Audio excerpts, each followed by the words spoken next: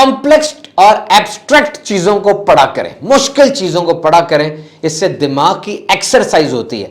Japanese culture के अंदर जिस तरह हमारे निसाब में नए नए सबक डाले जाते हैं, जापान में निसाब के अंदर नई नई मुश्किलात डाली जाती हैं।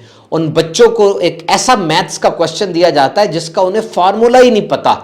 अब वो बच्चे सोचते हैं और वो पीरियड ऑफ कंफ्यूजन है जो लंबा होता चला जाता है, और वो इसको प्रोडक्टिव फेलियर कहते हैं कि बज़ाहिर तो बच्चे फेल हो रहे हैं लेकिन वो प्रोडक्टिव फेलियर है। उनका दिमाग सोच रहा है, दिमाग की एक्सरसाइज हो रही है। बच्चों का माजी इतना ज्यादा नहीं है और वो एनालॉजीज और चीजें बच्चा अप्लाई करता रहता है, और उतनी देर तक उस्ताद उसको किस तरीके से गाइड करता है इसका अलग फॉर्मूला है, और बच्चे कभी भी उसको छेड़ते नहीं है, बल्कि वो पीरियड ऑफ कंफ्यूजन, वो मुश्किल का जो पीरियड है वो बच्चे का लंबा किया जाता है ताकि वो अच्छे तरीके से उस प्रॉब्लम में खुद जाए और उसका सोल्यूशन निकालने की कोशिश करे। याद रखिए, don't lose faith in your power. अपनी ताकत, अपनी याददाश्त के ऊपर एतमाद ना छोड़ दीजिएगा। कभी ऐसा होता है आप कमरे में गए और फिर कमरे में जाके इधर उधर घूम रहे हैं, आपको याद ही नहीं आप कमरे में क्यों आए। एकदम आप सोचते हैं मेरी उम्र ज्यादा हो गई है, मेरी याददाश्त कमजोर हो गई है।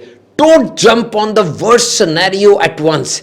एकदम इतनी बात ना सोचे। ये नौजवानों के साथ भी हो जाता है, बच्चों के साथ भी हो जाता है, बूढ़ों के साथ भी हो सकता है। ये कोई बीमारी नहीं है, ऐसा हो जाता है। Just try to push your memory a little farther. थोड़ा सा जरा अपनी मेमोरी पर, अपनी याददाश्त पर और जोर डालना सीखें। जब आप जोर डालेंगे तो ये चीजें ठीक हो जाएंगी। ऐसे में क्या होता है, इंसान अपने पे एतमाद खो बैठता है और वो मसनूई सहारे ढूंढता है, क्रचेस ढूंढता है। जैसे वो जीपीएस को, नोट्स को इस्तेमाल करेगा। ये चीजें इस्तेमाल करनी चाहिए, लेकिन ये सोच के तो इस्तेमाल ना करें कि मैं कुछ कर ही नहीं सकता और मैं इन्हीं पर इन्हिसार कर रहा हूं। ऐसी कोई बात नहीं है, आप बिल्कुल ठीक है। You are 100% fit, 100% right. इसके लिए बाकायदा चेकअप्स होते हैं, एमआरआई स्कैन्स होते हैं, फिर जाके फैसला किया जाता है कि दिमाग को कोई बड़ी बीमारी लाहक हो गई है, वरना ये छोटी छोटी बातें होती रहती हैं। अपनी जात पर, अपनी सलाहियतों पर एतमाद करना सीखें।